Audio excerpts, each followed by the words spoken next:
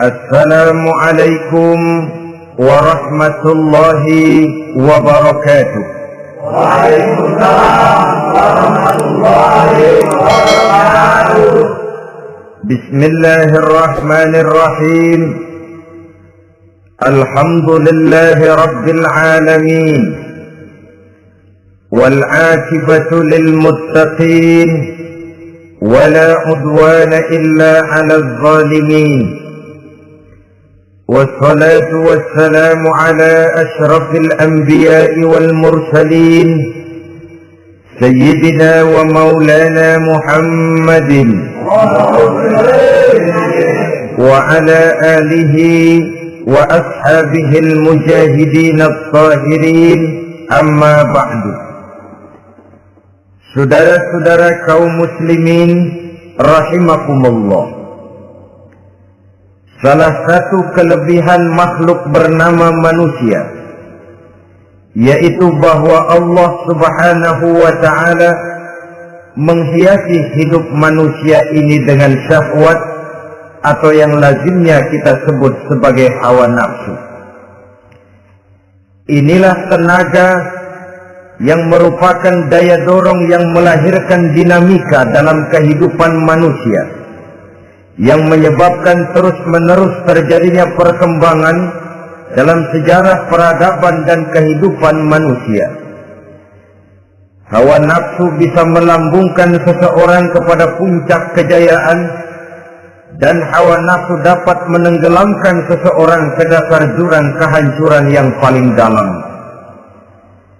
Pada surah Ali Imran ayat 14, Allah subhanahu wa ta'ala berfirman, A'udzu billahi minasy syaithanir rajim.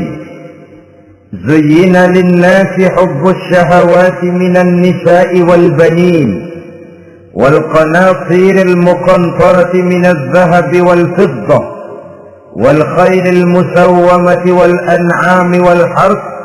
Dzalika mata'ul hayatid dunya wallahu 'indahu husnul ma'ab.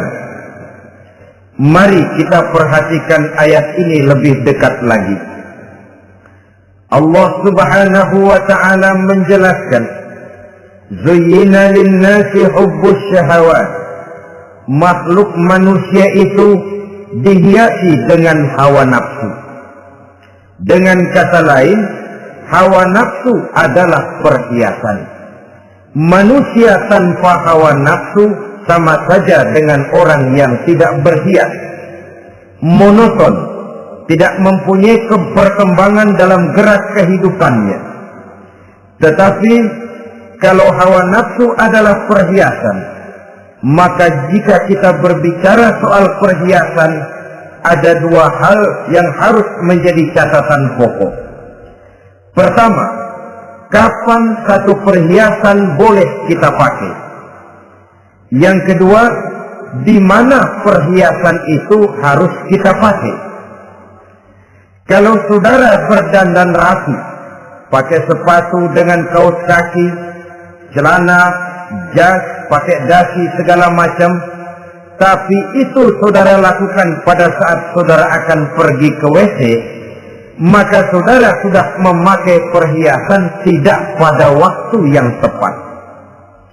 Begitupun sebaliknya, kalau jam tangan saudara pakai di kaki, kopiah saudara pasang di kaki, lalu sepatu naik ke atas jidat, maka saudara memakai perhiasan tidak pada tempatnya yang tepat. Demikian juga sifat yang bernama nafsu.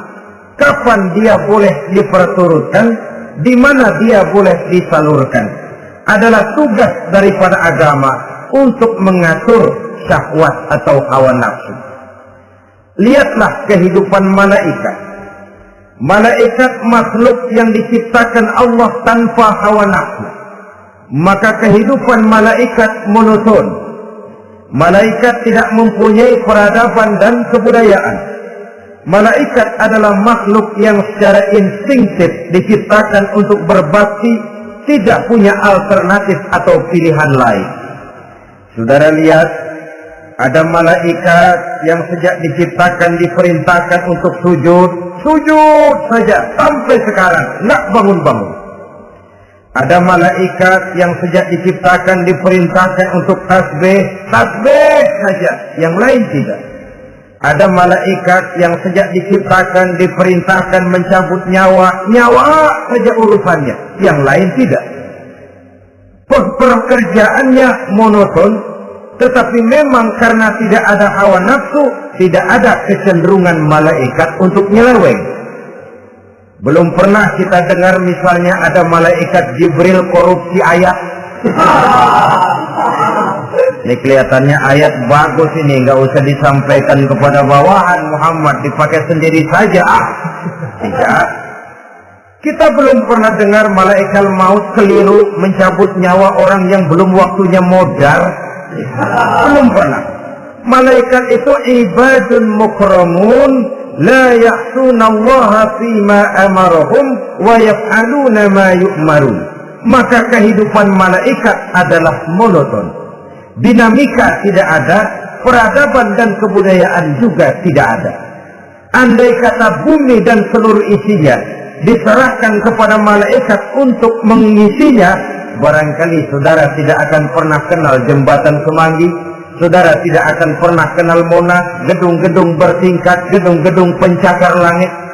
Semua yang menggerakkan itu adalah karena manusia mempunyai hawa nafsu. Nah, kemudian pada kalimat berikutnya Allah memberikan rincian. Apa nafsu kepada apa yang paling menonjol dalam kehidupan manusia itu? Pertama, minan nisa, hawa nafsu kepada perempuan. Ini tentu yang ditujukan laki-laki. Dimanapun saja makhluk bernama laki-laki, kalau dia normal, tidak impoten, mesti suka kepada perempuan. Itu wajar, bin pantas alias normal.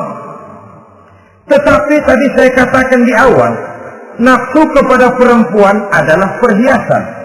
Kapan makainya, di mana makainya, itulah tugas agama memberikan tuntunan dan aturan.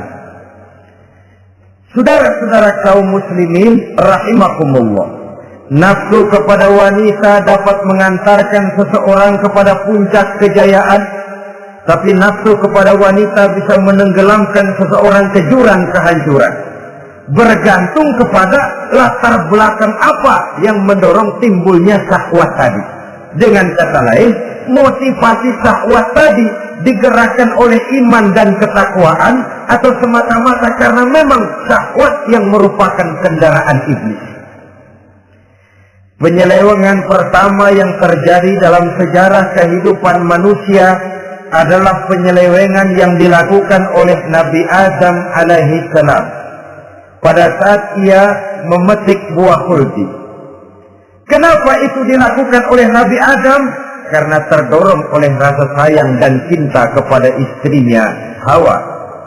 Sebenarnya Hawa lah yang merajuk, Siti Hawa lah yang membujuk, dan Nabi Adam oleh karena syahwatnya kepada istrinya memperturutkan bujukan Siti Hawa itu.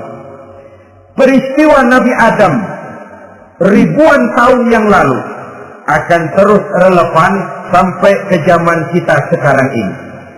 Berapa banyak orang-orang yang karena terlalu ingin menyenangkan istrinya, lalu tidak segan-segan melakukan perbuatan-perbuatan yang menyimpang, baik itu merugikan orang lain, merugikan masyarakat, bahkan merugikan bangsa dan negaranya.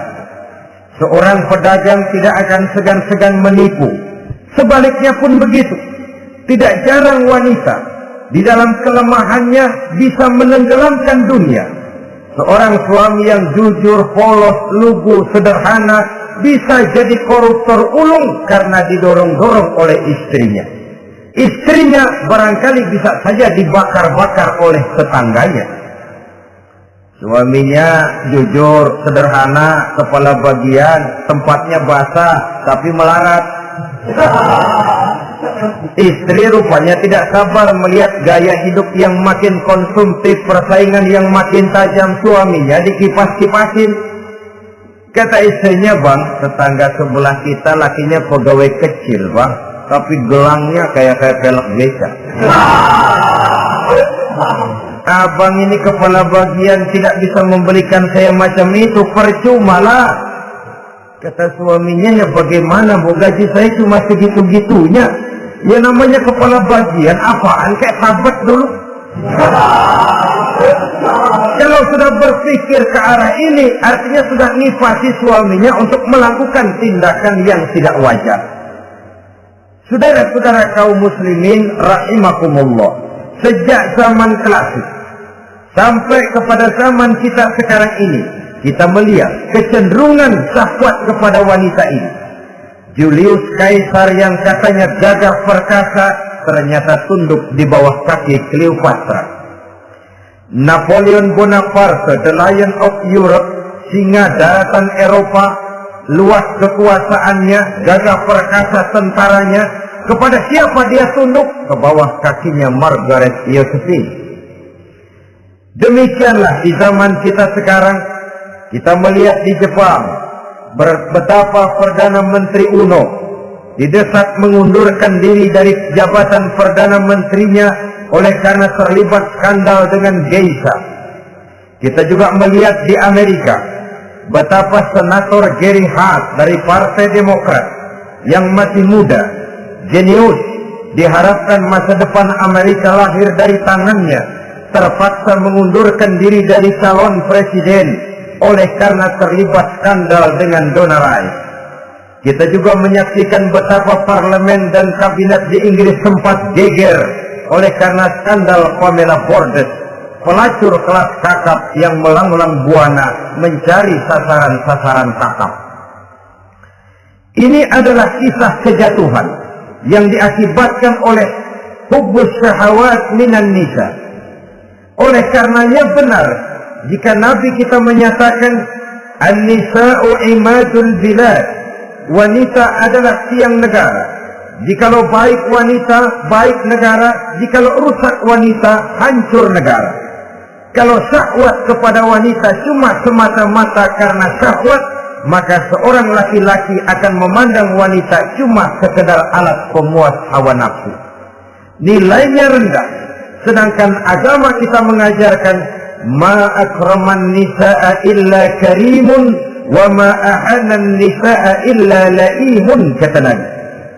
Tidak akan menghormati kaum wanita kecuali orang-orang yang terhormat, dan tidak akan merendahkan derajat kaum wanita kecuali memang orang-orang yang rendah moralnya.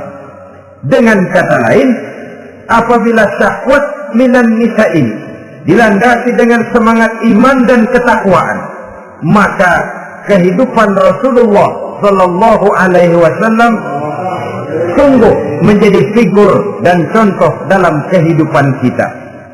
Perkawinannya bukan karena wajah yang cantik semata-mata, tapi lebih merupakan nilai ibadah kepada Allah Subhanahu wa Ta'ala. Dengan demikian, kecenderungan kepada hubbus syahawat minan nisa dikontrol oleh nilai iman. Barometernya, tolok ukurnya adalah iman. Di zaman sekarang banyak kasus kawin campur yang pada akhirnya akan membingungkan kita sendiri. Padahal Al-Quran secara jelas dan tegas memberikan bimbingan. Orang itu kalau sudah, kata Imam Syafi'i, wa ainur ridha an kulli aibin kalilatun kama anna aina syuhti tubdil masawiyah. Mata kalau dibalut cinta dia buta terhadap nista, tapi mata kalau dibalut benci hanya melihat yang keji-keji saja. Biasanya cinta kepada wanita memang bisa menimbulkan dorongan yang positif, tapi juga bisa membuat seseorang buta sama sekali. Dorongan yang positif paling kurang dari segi penampilan. Coba lihat lelaki kalau lagi demen perempuan, lenjeh banget. Sisiran rambutnya rapi, terikaan bajunya lancip, sepatunya mengkilat, kantong celananya tebal, perkara anduk isinya bukan soal. Yang penting kan gaya. Lalu dinamis, kreativitasnya ada saja timbul. Tapi pada sisi lain, jika orang sudah kehilangan pertimbangan, juga kadang-kadang tidak segan-segan mengorbankan akidah, mengorbankan nilai-nilai iman. Padahal ini taruhan utama, sampai Quran dengan tegas memberikan peringatan. Wala ammatun mu'minatun khairun min musyrikatin walau a'jabatkum. Perempuan budak yang hitam legam, kalau beriman itu lebih baik untuk dinikahi daripada wanita cantik berkulit kuning langsat tapi musyrik. Lebih baik budak yang hitam legam beriman daripada wanita cantik berkulit kuning langsat berhati bangsat. Tapi kita kadang kehilangan pertimbangan. Karena agama, karena cinta agama digadaikan. Karena cinta akidah terjual. Karena cinta keyakinan jadi korban.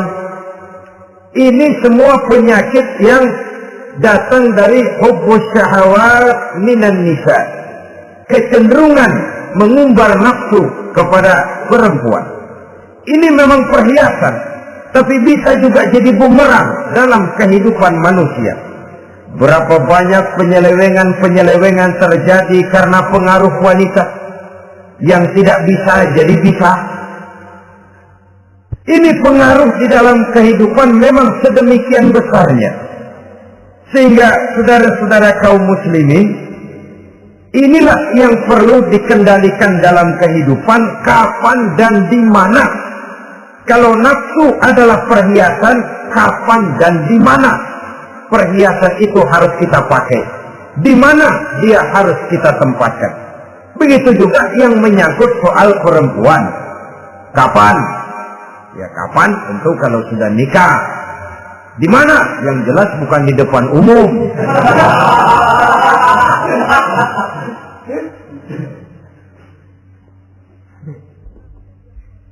Ini nafsu yang pertama, minan nisa.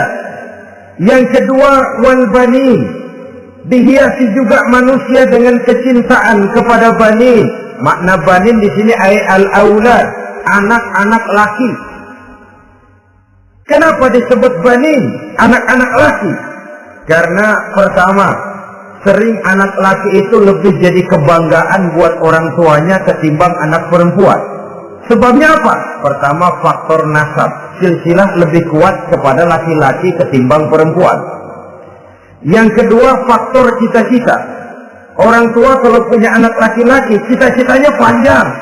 Nak, kau nanti jadi dokter ya. Nak, jadi insinyur ya. Nak, jadi pilot ya. Nak, jadi pengusaha ya. Nak, jadi presiden ya. Tapi kalau dia punya anak perempuan, paling, ya nak, mudah-mudahan nanti kamu dapat jodoh orang baik, nak. Dapat jodoh orang soleh. Saudara-saudara, yang ketiga, anak perempuan itu kalau sudah berkeluarga biasanya pindah kepada lingkungan keluarga lain. Sehingga orang berkata punya anak perempuan banyak sebenarnya seperti agen. Artinya ada yang mau bawa, kan gitu. Ada yang minta ambil. Ada yang berminat, buntel. Paling dia nengokin orang tuanya lebaran. Ya syukur kalau sebulan sekali atau seminggu sekali. Tapi minimnya kan lebaran. Dengan demikian dari garis nasab ini lebih kuat al-banin ketimbang al-banat. Manusia dihiasi dengan kecintaan kepada anak-anak. Sering karena terlalu cinta kepada anak, kita menjerumuskan anak. Terlalu sayang kepada anak, segala maunya kita perturutkan tanpa kendali dan kendala. Akhirnya sifat yang demikian itu malah mendorong anak untuk manja, tidak percaya kepada kemampuan yang dimilikinya, selalu mengandalkan kepada kebesaran, kemampuan daripada orang-orang yang dibanggakannya itu. Dan dalam kondisi demikian, kedewasaan dan tanggung jawabnya akan lambat berkembang. Maka Allah Subhanahu wa ta'ala memperingatkan bahwa harta dan anak bisa menjadi fitnah. Dalam ayat lain Allah juga memperingatkan, ya ayyuhalladzina amanu la tulhikum amwalukum wa auladukum an dzikrillah. Wahai orang-orang yang beriman, jangan sampai hartamu dan anak-anakmu memalingkan kamu daripada mengingat Allah. Jangan sampai kesibukanmu kepada anak dan harta benda menyebabkan kamu sampai lupa mengingat Allah Subhanahu wa ta'ala. Berapa banyak manusia yang tenggelam dengan melupakan Allah, jauh dari agama, jauh dari tuntunan syariat, oleh karena disibukkan oleh persoalan anak dan persoalan harta benda. Maka satu-satunya jalan, jikalau kita tidak ingin anak kita sampai memalingkan kita daripada mengingat Allah, nilai-nilai keimanan harus ditanamkan kepada mereka sedini mungkin. Dengan bekal ini, maka mereka, anak-anak kita, insya Allah tidak akan membuat kita orang-orang tua ini berpaling daripada mengingat Allah, berpaling daripada kehidupan beragama. Memang karena anaklah kita orang tua peras keringat banting tulang, pergi pagi pulang sore cari nafkah. Karena anaklah kita orang tua, kepala jadi kaki, kaki jadi kepala. Asal mereka bisa menikmati hari depan yang lebih baik dari yang kita nikmati sekarang ini. Tapi berapa banyak juga orang-orang tua yang tidak sadar akan amanah berupa anak ini. Mereka lalai, mereka bersikap masa bodoh, padahal tidak akan ada yang tidak dipertanggungjawabkan di hadapan Allah Subhanahu wa ta'ala. Orang tua bisa mendapat pensiunan pahala kalau anaknya tumbuh menjadi anak yang soleh. Tetapi orang tua pun bisa saja masuk neraka karena anaknya menjadi anak yang kurang ajar dan orang tuanya sama sekali tidak pernah memberikan pendidikan yang sebagaimana mestinya. Saudara-saudara kaum muslimin rahimakumullah, kita tentu berharap memperoleh pensiunan pahala dan bukan mendapat tambahan dosa dari kekurang ajaran anak-anak kita akibat kita sebagai orang tuanya tidak pernah mau mendidik mereka. Dalam hadis ada diriwayatkan, ada anak kurang ajar, sembahyang tidak, puasa ibadah tidak, kenal Allah tidak, beriman pun tidak, dosa kelewat banyak, kejahatan berkarat. Di akhirat nanti disidang dia, ditanya, kamu kenal siapa Tuhanmu? Tidak. Kamu tahu siapa nabimu? Tidak. Kitab sucimu apa? Tidak tahu. Kiblatmu di mana? Tidak ada. Kamu sholat? Tidak pernah. Kamu puasa? Tidak pernah. Wah, kalau begitu kamu rusak sekali. Kamu neraka. Anak ini mengajukan protes. Saya menuntut keadilan. Benar saya tidak kenal siapa Tuhan saya. Saya tidak tahu apa kitab suci saya. Saya tidak pernah mendirikan sholat. Tidak pernah melaksanakan puasa. Pendeknya tidak ibadah dan tidak iman. Tapi semua itu terjadi. Sebab-sebabnya tidak lain karena orang tua saya tidak pernah mendidik dan mengajarkan saya. Orang tua saya tidak pernah mengarahkan saya ke jalan itu. Sampailah saya seperti keadaan yang sekarang ini. Orang tua saya enak-enakan ngaji, saya teler diantepin aja. Orang tua saya memegang kitab, saya megang botol. Dia tahu, dia diam saja. Dia tahu dan dia tidak memberikan peringatan. Karena orang tua saya lah, maka saya jadi seperti sekarang ini.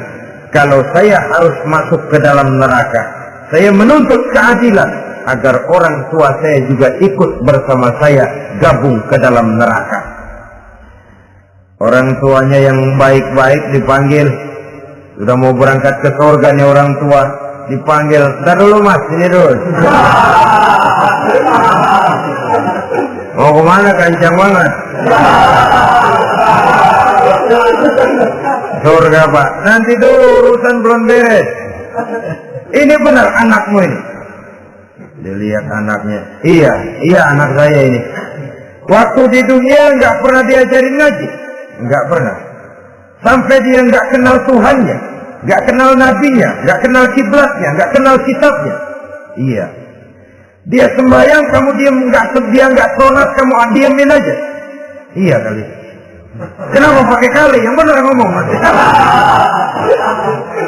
Ramadan dia nggak puasa, kamu nggak tegur, kamu diam saja. Iya. Wah, kamu nggak tanggung jawab. Kamu tahu anak itu adalah amanah. Menyia-nyiakan amanah adalah khianat. Khianat adalah dosa besar. Jadi bagaimana saya? Ya kamu gabung sama anakmu, join ke neraka berdua bareng. Lantaran kamu tidak mau mendidik mereka, anak-anakmu, maka jadilah anak-anakmu seperti sekarang ini. Saudara-saudara kaum muslimin rahimakumullah. Sebaliknya, jikalau anak-anak kita yang kita cintai ini, yang merupakan buah hati belahan jantung, tumbuh dan berkembang menjadi anak-anak yang soleh, yang bermanfaat bagi masyarakatnya, bagi agama, bangsa dan negaranya, kita orang tuanya bolehlah tentram menerima pensiunan pahala. Menerima pensiunan pahala dari kesolehan anak yang ditinggalkannya. Alangkah nikmatnya mendapat pensiunan pahala. Terbaring kita di bawah pohon kemboja, nilai kebaikan kita dikenal orang, nama kita akan tetap hidup.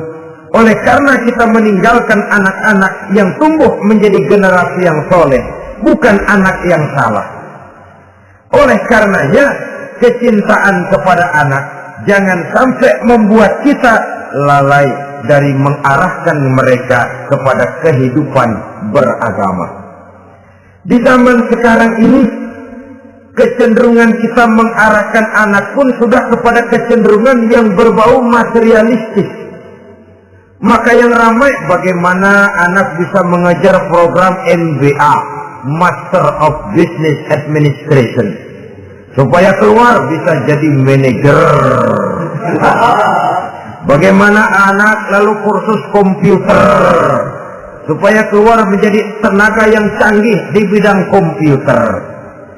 Ya, kalau dia perempuan cantik, bagaimana dia bisa masuk Akademi Sekretaris and Management, supaya bisa jadi sekretaris. Atau bagaimana dia bisa masuk sekolah nyanyi, supaya nanti jadi penyanyi dengan tarik suara, uang lalu mengalir ke dalam kocek jutaan nilainya. Maka yang ramai pun hal-hal yang semacam itu. Dalam pada itu, pengajian, kursus-kursus keagamaan, study club yang membicarakan masalah-masalah agama, ramainya kadang-kadang kalau bulan Ramadan, dianggap training center. Ya lumayan, daripada tidak sama sekali mah lumayan. Tapi dengan demikian ini kan merupakan bagian terpokok dari kehidupan manusia. Alangkah idealnya jika dia mengantongi gelar MBA, Master of Business Administration, tapi punya nilai iman yang tangguh, ahli komputer, tapi punya keyakinan beragama yang mantap. Dan ini harus ditanamkan lebih dahulu sebelum dia menguasai disiplin ilmu yang lainnya.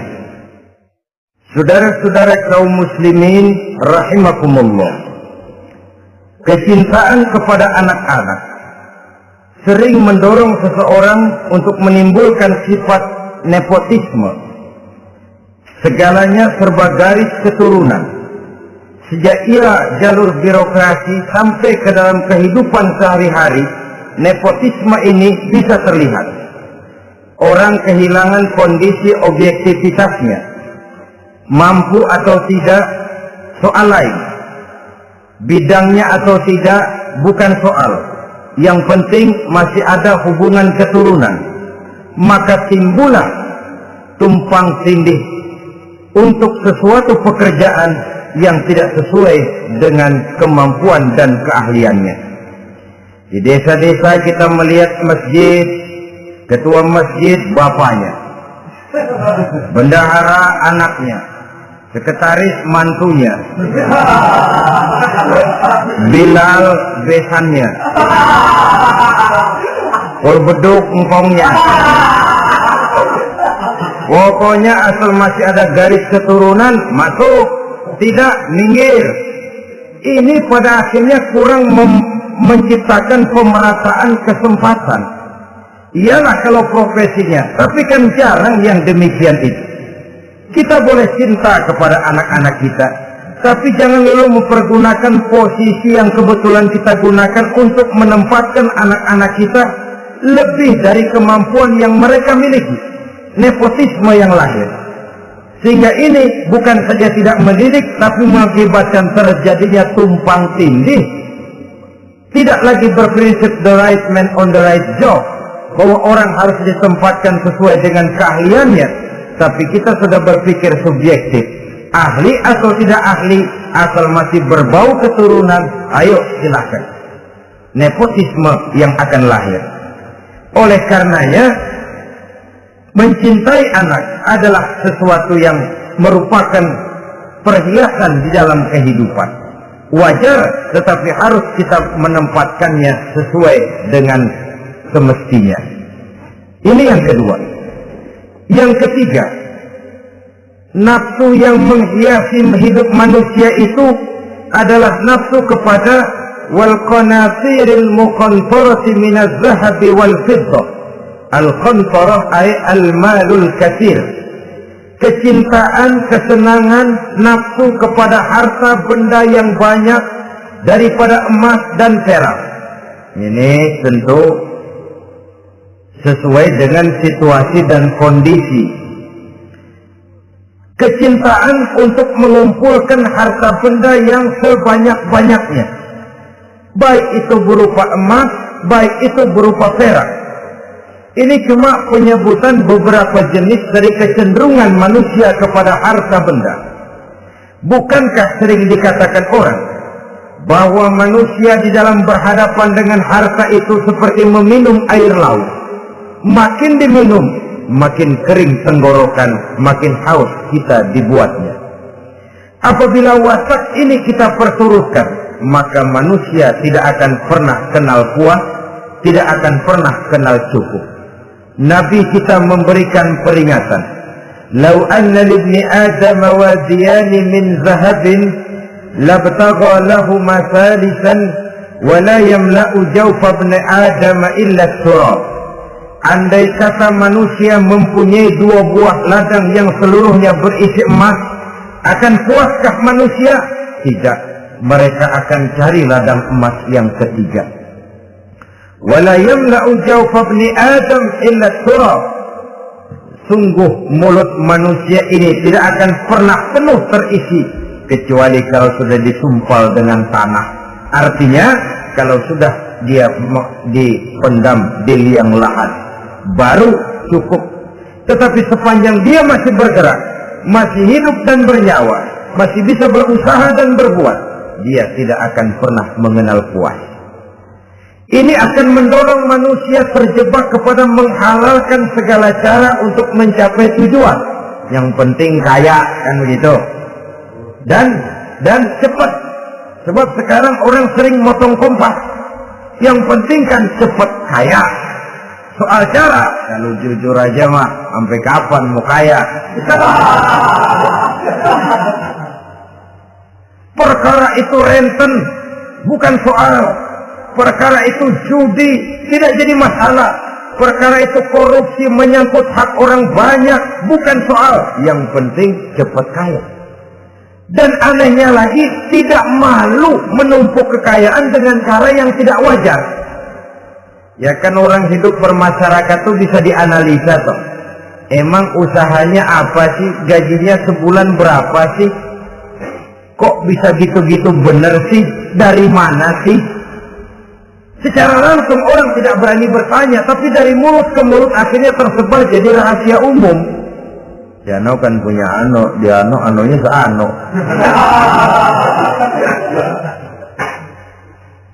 Ini bisa jadi bahan pertanyaan dalam kehidupan, akhirnya jadi gunjingan. Orang sudah tidak terlalu peduli dari mana kekayaan itu diperoleh, yang penting kaya.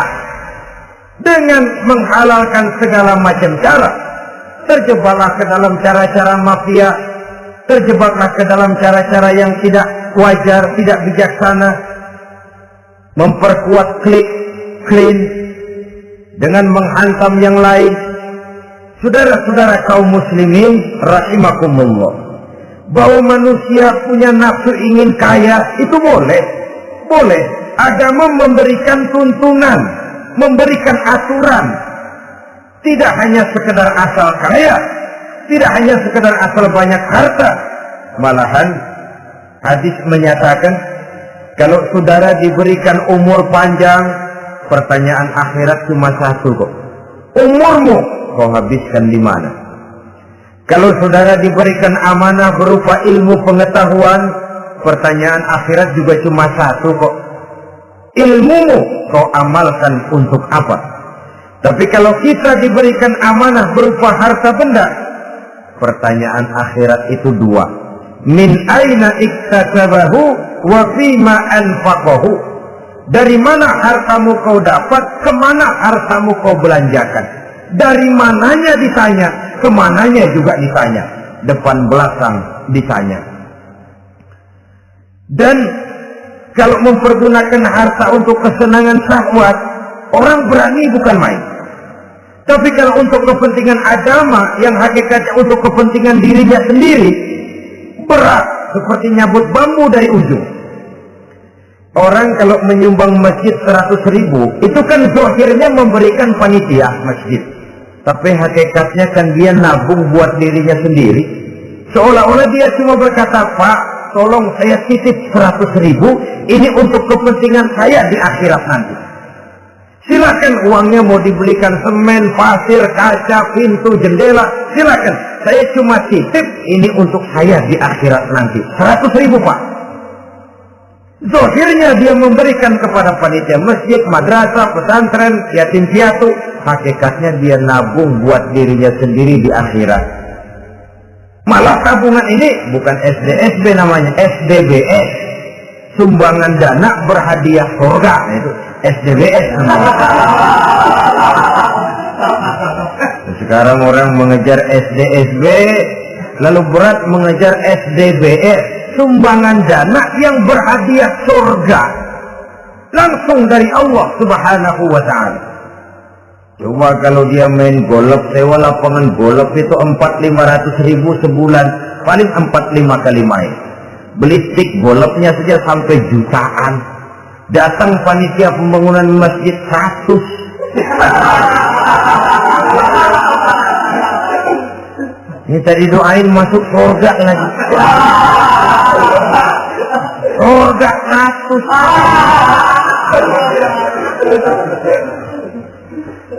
Saudara-saudara kaum muslimin rahimakumullah, kecintaan kepada harta benda yang banyak, baik berupa emas, berupa perak, mendorong orang untuk berlomba-lomba yang Allah peringatkan dalam Al-Quran, Alhaakumut takatsur hatta zurtumul maqabir. Kamu telah lalai akibat kamu berlomba-lomba memperbanyak materi dunia. Hatta zurtumul maqabir, sampai kamu dekat masuk ke liang kubur, baru rupanya sadar bahwa perlombaan ini tidak akan pernah sampai ke garis finish. Betapapun jauhnya rally Paris-Dakar, garis finishnya ada. Betapapun hebatnya medan yang ditempuh buatnya gurun pasir Afrika, garis finishnya pasti ada. Itu kan rally yang terbuat di dunia katanya, Paris-Dakar. Tapi garis finishnya ada. Namun jikalau kita berlomba memperbanyak harta, kita tidak akan pernah sampai ke garis finish. Yang kecil-kecilan aja dah. Kalau orang ditanya, kamu kenapa sih belum mau sembahyang? Ya bagaimana mau sembahyang Pak, tinggal di Jakarta masih kontrak. Saban habis tahun diubur-ubur yang punya rumah. Kalau punya rumah sendiri walaupun kecil-kecilan saya mau ibadah Pak. Ya, diberikan rezeki oleh Allah bisa bikin rumah walaupun kecil-kecilan. Belum juga mau sembahyang. Kok belum juga sembahyang? Iya Pak, rumah emang udah punya sendiri, cuman kecil Pak. Atasnya asap, kalau hujan aja bocor.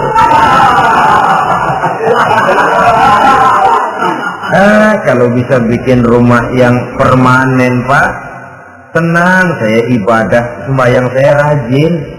Iyalah, diberikan rezeki bisa bikin rumah permanen. Bagus rumahnya. Lain lagi. Iya, rumah sudah permanen, tembok, ubin, cuman isinya belum ada Pak perabotannya. Kalau punya peralatan rumah tangga yang memadai, tenang, saya ibadah. Diberikan juga rezeki bisa beli perabotan rumah tangga yang lumayan.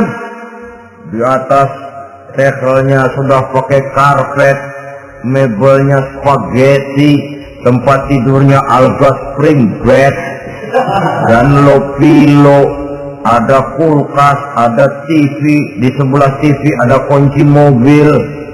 Kuncinya mobilnya.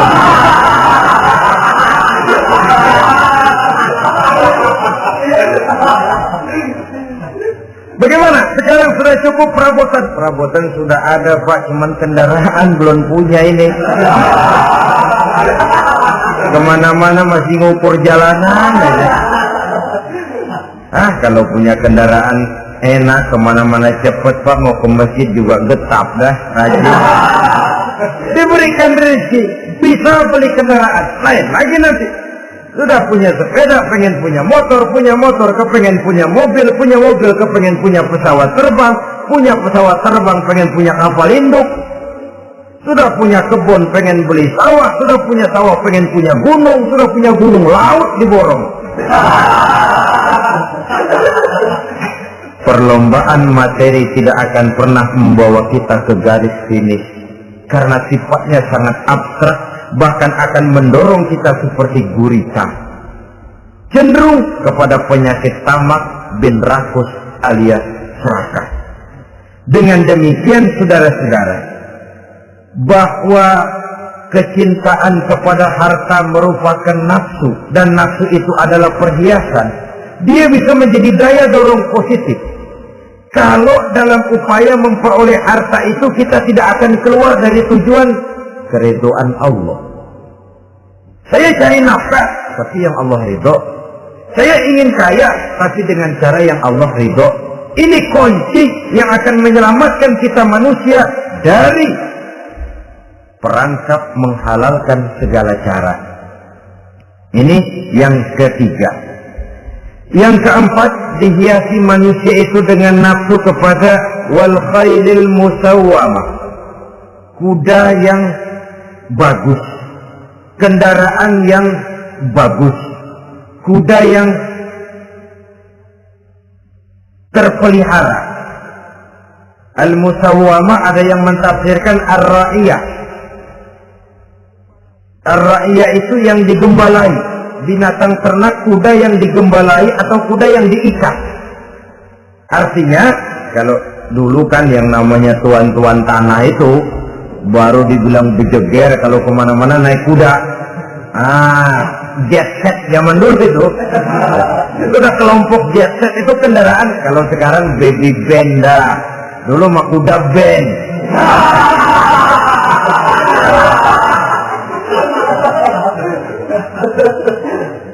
Manusia punya kecenderungan suka kepada kendaraan. Apalagi di zaman sekarang ini, wah, iklan-iklan itu kan sangat menggoda kita, melayani segala macam bentuk penjualan. Ini lalu terangsang biar duit cekak. Kalau udah ngebaca itu, wah, berani banget dah. Tahu duit nggak mungkin cukup, tapi begitu baca melayani segala macam bentuk penjualan dengan fasilitas ringan. Jadi dah. Jadi juga punya mobil, jadi dah. Para kara utang itu bakal nyekek leher, bukan soal. Kasihan saudara-saudara kita di daerah-daerah yang terjebak kepada iklan-iklan merangsang yang akhirnya di luar kemampuan, sehingga terjebak pada saat dia harus mengembalikan kredit dia tidak mampu, barang disita, uang hangus, nyengir. Bekipak kembali taklil. Habis arang besi binasa. Bahwa kita menginginkan kendaraan yang serba baik, silakan. Tiap akhir tahun ganti merek, keluar yang baru ganti lagi.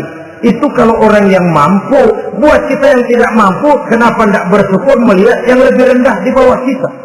Alhamdulillah kita punya mobil, tangga kita cuma punya motor. Yang punya motor syukur kita punya motor bisa rada cepetan. Tangga sebelah punya sepeda, mana-mana kekejek mulu.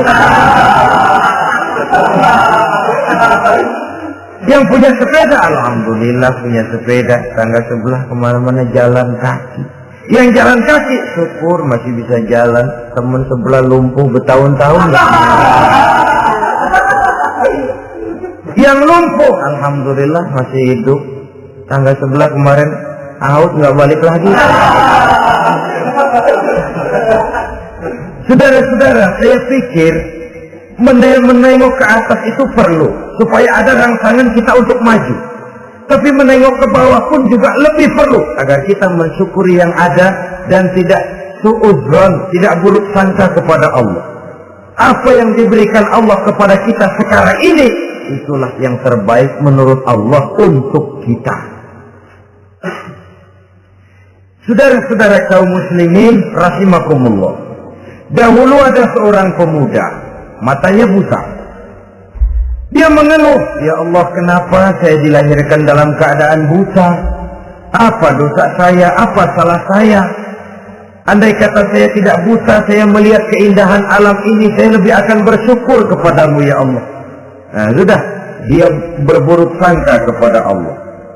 Satu hari, ini Raja Baduy di pedalaman mengerahkan tentaranya menculik anak-anak muda. Ini Raja Baduy ini kanibal, artinya suka makan daging manusia. Anak-anak muda ini diculik. Yang masih muda-muda ya, kalau kambing muda itu kan di sop rada sedap. Rupanya ini Raja kanibal ini begitu. Anak-anak muda termasuk ke pemuda yang buta tadi itu kena culik. Ya sudah diculik, rawatlah di istana raja ini, diberikan pakaian bagus, dikasih makan serba enak. Sebab apa? Supaya badannya gemuk. Setelah gemuk nanti dipotong di sop legit. Udah, kerjanya cuma makan tidur, fasilitas nikmat, tidur enak. Ya, udah giliran dapat 1 bulan 2 bulan kemudian, ketika mau diambil anak-anak muda ini, raja sendiri yang milih mana yang di sop duluan nih.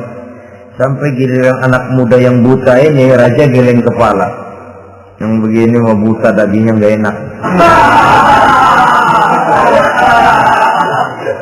Ini satu lepas saja lepas. Saya mau makan daging orang buta, lepas saja. Pulang ini anak muda, batinnya bersyukur, sujud syukur, ya Allah, katanya untung saya buta. Coba kalau saya nggak buta udah habis saya di sop. 2 bulan yang lalu dia mengeluh, ya Allah kenapa saya dilahirkan dalam keadaan buta.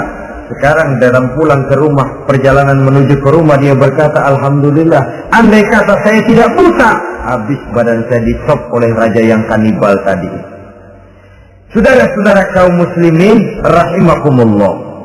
Jadi dengan demikian pola hidup yang konsumtif sesungguhnya sangat tidak mendidik apabila dilatar belakangi oleh kemampuan yang tidak menunjang. Dengan demikian setidaknya mendidik orang untuk berkhayal.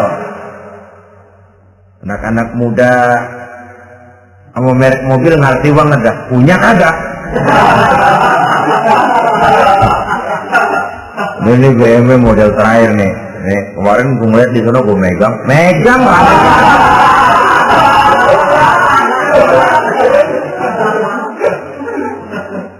Tulul amal ini kalau tidak diimbangi dengan saluran yang positif, dia akan terjebak kepada penyakit tulul amal, panjang angan-angan. Baiklah ya, wal khailil musawwamah. Yang keempat, yang kelima maksud saya, wal an'am, cinta kepada binatang ternak. Manusia ini kan punya kecenderungan macam-macam. Setelah rumahnya bagus, hartanya banyak, kendaraannya cukup, ingin beternak.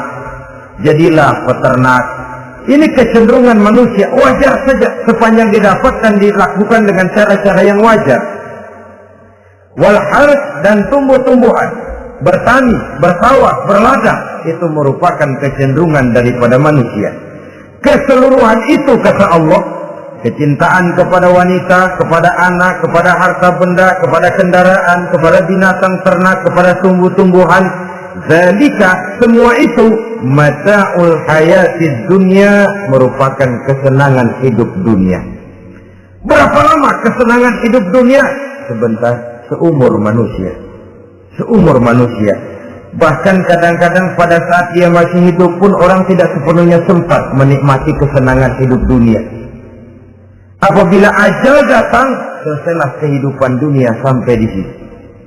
Orang-orang kafir, buat mereka surganya di dunia ini. Bila kehidupan di dunia selesai, selesailah sudah surganya sampai di situ. Kesemua itu, dan kata Allah, merupakan kesenangan daripada kehidupan di dunia.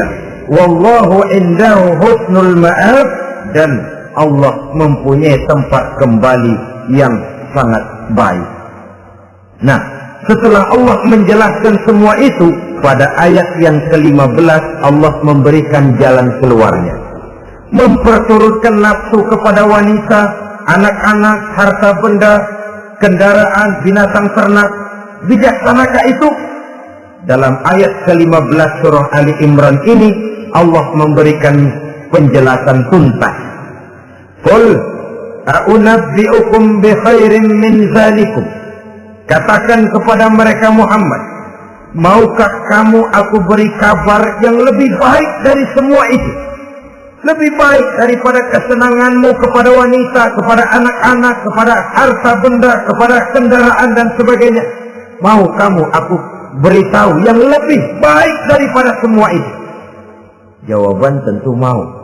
Kalimatnya bukan ukhbirukum, a'unabbi'ukum. An-naba itu berita yang besar. Lain dengan al-khabar, itu berita biasa saja. An-naba, sehingga pembawa berita disebut nabi. Dari naba yang bi, pembawa berita yang benar. A'unabbi'ukum, maukah aku tunjukkan kepada satu berita yang benar-benar besar dan benar-benar lebih baik dari yang semua disebutkan tadi. Apa jalan keluarnya? Lillazina taqaw 'inda rabbihim jannatun tajri min tahtihal anhar. Bagi orang-orang yang bertakwa kepada Allah, mereka akan mendapatkan surga yang di bawahnya mengalir sungai. Khalidina fiha, mereka akan kekal di dalamnya. Wa azwajun mutahharah, dan mereka mendapat istri-istri yang suci. Waridwanum minallah, dan keridhaan daripada Allah subhanahu wa ta'ala. Kalau kamu hai orang-orang yang beriman, kalau kamu hai manusia menyangka bahwa nafsu kepada wanita, anak-anak, mengumpulkan harta benda, kendaraan yang menarik, binatang ternak dan tumbuh-tumbuhan itulah yang lebih baik untuk kesenangan dunia, memang itu kesenangan dunia. Tapi nih, seolah-olah kata Allah, nih saya kasih tahu kamu, aku beritahu yang lebih baik dari semua itu. Apa? Takwa kepada Allah. Kecintaan kepada wanita. Kalau takwa dasarnya, orang nggak amburadul, nggak semrawut, nggak pokoknya gue masal perempuan dan mbak terus. Tapi punya kaidah, punya norma. Demikian juga kepada anak-anaknya. Demikian juga kepada harta benda. Pokoknya asal harta, mau halal, mau haram, tekuk terus saja. Semuanya dilandasi oleh taqaw lillazina taqaw, oleh ketakwaan kepada Allah. Nah, ketakwaan ini akan menghasilkan apa? Inda rabbihim jannatun tajri min tahtihal anhar, menghasilkan surga yang di bawahnya mengalir sungai-sungai. Saudara-saudara kaum muslimin rahimakumullah, jika kita menyangka bahwa wanita bisa memberikan kesenangan, iya, kesenangan dunia. Jika kita menyangka bahwa harta benda bisa memberikan kesenangan, iya, kesenangan dunia. Jika kita menyangka bahwa kendaraan bisa memberikan kesenangan, iya, kesenangan dunia. Tapi kita tidak cuma ingin itu, kita ingin itu semua juga bisa membawa kesenangan akhirat. Caranya landasi dengan takwa. Kesenangan kepada wanita didasari dengan takwa. Maka jangan jadikan wanita cuma sekedar alat pemuas hawa nafsu. Kesenangan kepada anak-anak dilandasi dengan takwa. Maka anak-anak diarahkan kepada jalan yang diridhoi Allah. Kesenangan kepada kendaraan dilandasi dengan takwa. Maka kendaraannya selalu mengarah berjalan menuju jalan takwa, diridhoi oleh Allah Subhanahu wa ta'ala. Kalau tidak, itu mobil selempengan Ancol gancang banget ya. Tapi giliran dihadapin ke masjid, mogok mulai. Urusan ngaji ada aja halangannya tuh kendaraan. Tapi kalau untuk urusan maksiat, ngebut benar-benar. Dilandasi dengan ketakwaan, sehingga dengan demikian tidak hanya sekedar surga di dunia ini, tapi lebih-lebih di surga di akhirat nanti. Khalidina fiha, kekal. Kalau dunia ini kan zillun zail, bayangan. Hari ini kita jaya, besok kita bangkrut. Siapa yang mau menghalangi? Hari ini kita melambung, besok kita nyungsep. Siapa yang bisa menarik? Tidak kekal, berubah, temporer, relatif. Di sana kebahagiaan yang dilandasi dengan takwa ini sudah surga, kekal di dalamnya, azwajun mutahharah. Dapat istri-istri yang suci. Suci dalam arti belum pernah dijamah orang lain. Suci dalam arti tidak pernah terkena halangan, seperti mens misalnya, baik menstruasi atau mencret, itu tidak. Azwajun mutahharah. Konon makna mutahharah ini ya artinya juga bisa selalu gadis, bidadari, selalu perawan, tidak pernah janda, walaupun tiap hari dipakai, perawan terus. Dan yang lebih penting, waridwanum minallah, mendapat ridho dari Allah Subhanahu wa ta'ala. Jadi hawa nafsu dengan motivasi takwa, itulah sesungguhnya yang dikehendaki oleh Ali Imran ayat 14 dan 15. Dengan demikian, manusia dengan ketakwaannya mengendalikan hawa nafsu, dan bukan malah dikendalikan oleh hawa nafsunya. Sehingga dengan demikian seluruh fasilitas yang dimilikinya, baik itu berupa